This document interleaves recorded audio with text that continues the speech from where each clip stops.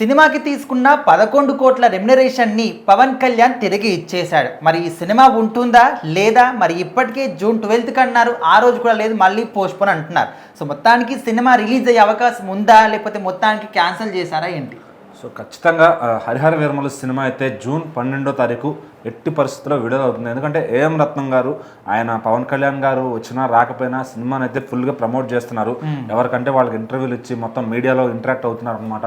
So ఈ సినిమాని ఆయన చాలా వరకు కృషి చేసి ఆయన సింగిల్ హ్యాండెడ్గా ముందుకు తీసుకెళ్తున్నారు. డైరెక్టర్ జ్యోతికృష్ణ గారు కూడా కుదిరినంత వరకు ఈ సినిమాని మంచి క్వాలిటీలో తీసుకురావడానికి ట్రై చేస్తున్నారు. సో అయితే ఈ సినిమా సెన్సార్ ఇంకా కంప్లీట్ అవ్వలేదన్నమాట. సో దాంతో కొంచెం టెన్షన్ పట్టుకుంది. యాక్చువల్గా 2 days బ్యాకే సెన్సార్ అవ్వాలి. ఇంకా అవ్వకపోవడంతో సినిమా విడుదల అవుతుందా లేదా అన్న దానిపైన క్లారిటీ అయితే లేదనమాట. సో ఈ సినిమాని విడుదల చేసేది మాత్రం 12వ తారీఖు అని ప్రొడ్యూసర్ గారు ఫిక్స్ అయిపోయారు. సో పవన్ కళ్యాణ్ గారు కూడా ఆయన కలిసి 11 కోట్లు ముందుగా అడ్వాన్స్ తీసుకున్నారంట. అది మొత్తం వెనక్కి ఇచ్చేసారంట. సో ఇప్పుడు అయితే ఈ సినిమా ఏంటి క్యాన్సిల్ అయిపోయిందా లేకపోతే అసలు ఏంటి, ఏం రత్నం గారు ఇప్పుడు సినిమాని రిలీజ్ చేస్తారా?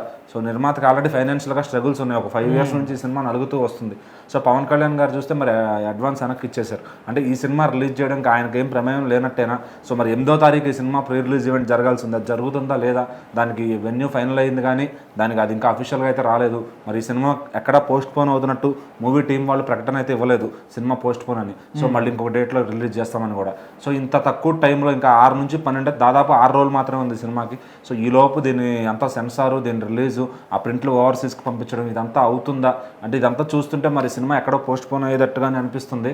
సో మరి అఫీషియల్గా టీం ఒక పోస్ట్ పెడితే తప్ప ఇది అఫీషియల్గా పోస్ట్ పోన్ అయినట్టు కాదనమాట. సో అంతవరకు ఫ్యాన్స్ ఇంకా చాలామంది బ్యానర్లు కట్టుకుంటూ వాళ్ళ ఊర్లో ఇప్పుడే సంబరాలు మొదలు పెట్టేశారనమాట. కటౌట్లు, బ్యానర్లు, ఆర్డర్లు చెప్పేసి. సో మరి జూన్ 12 ఈ సినిమా విడుదలకపోతే అవన్నీ చెప్పుకున్న వాళ్ళు చాలా బాధపడతారు ఫ్యాన్స్ అంతా కూడా. సో మరి వాళ్ళు ఇంత ఖర్చు పెట్టి చేసుకుంటున్నప్పుడు మరి సినిమా టీం కూడా ఇలా చేయడం కరెక్ట్ కాదు. సో పవన్ కళ్యాణ్ గారు అయితే ఏదైతే షూట్ డిలే అయిందో దాన్ని సంతృప్తిగా పూర్తి చేశారు. మొత్తం కంప్లీట్ చేసినాక క్రిష్ గారికి అయితే సినిమా చూపించారంట ఏం రత్నం గారు.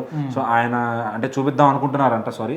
అయితే ఆ సినిమా చూస్తే ఖచ్చితంగా షాక్ అవుతారు. క్రిష్ గారు ఏంటి నేను తీసిన సినిమానేనా ఇది అని చెప్పి. సో ఆ విధంగా రూపుదిద్దారంట సినిమాని.